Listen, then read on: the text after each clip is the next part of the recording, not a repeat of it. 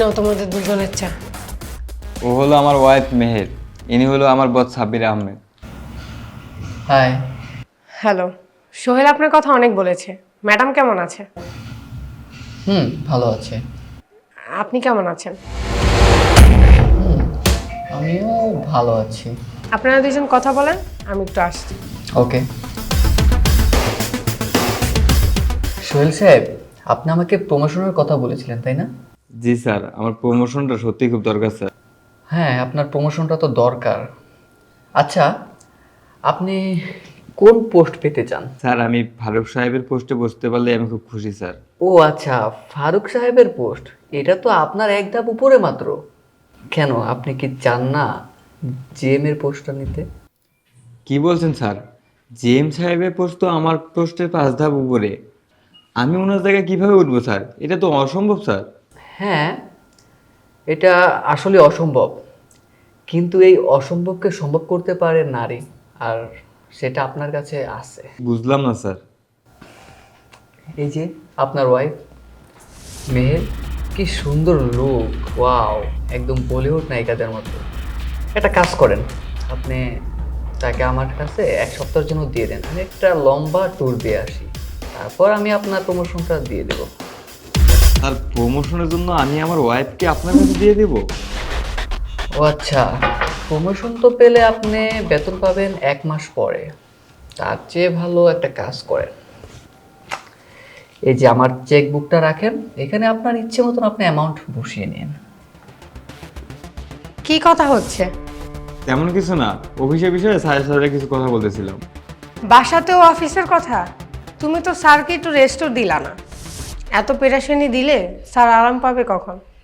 আচ্ছা স্যার বাদ দেন, আপনি কি খাবেন বলেন। না না, আজকে প্রথমবার এসেছি তো, যা খেয়েছি তাতে এনাফ।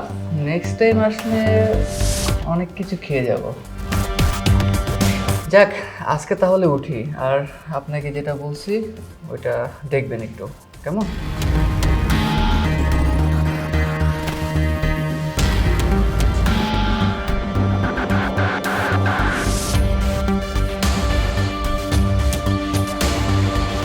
কি ব্যাপার, স্যার যে না খেয়ে চলে গেল? তোমার প্রমোশনটা কি হলো? প্রমোশন শুধু 1 ধাপ না, আমাকে 5 ধাপ প্রমোশন দিয়ে জিএম সাহেবের স্থানে বসিয়েছে। তোমার মুখ দেখে মনে হচ্ছে তোমার চাকরিটাই চলে গেছে। তোমার প্রমোশন হয়েছে, তুমি একটু হাসো। আসলে হাসি না থাকার বড় একটা কারণ আছে। কি কারণ? স্যার তোমাকে নিয়ে 7 দিনের জন্য ট্যুর দিতে চাইছে, আর আমি যদি রাজি হই তাহলে আমার প্রমোশনটা নিশ্চিত। শুধু প্রমোশনটা না, সাথে এই চেক বুকটা দিছে, আমি আমার মন মতো অ্যামাউন্টটা বসে নিতে পারবো। ও আচ্ছা, তাহলে তুমি রাজি হয়ে যাও, সমস্যা কি? তুমি এইসব আবুল তাবুল কি বলছো?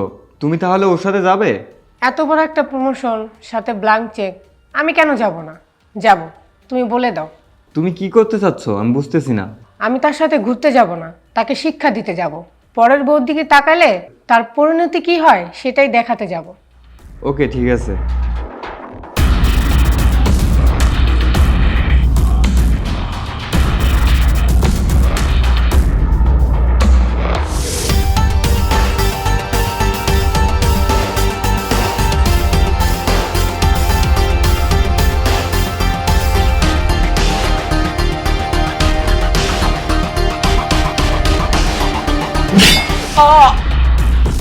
যে যন্ত্রের কারণে তোদের মতো চরিত্রহীনরা অন্য নারীর প্রতি বদনজর দেয়, সেই যন্ত্র না থাকাই ভালো। তার জন্যই কেটে দিলাম।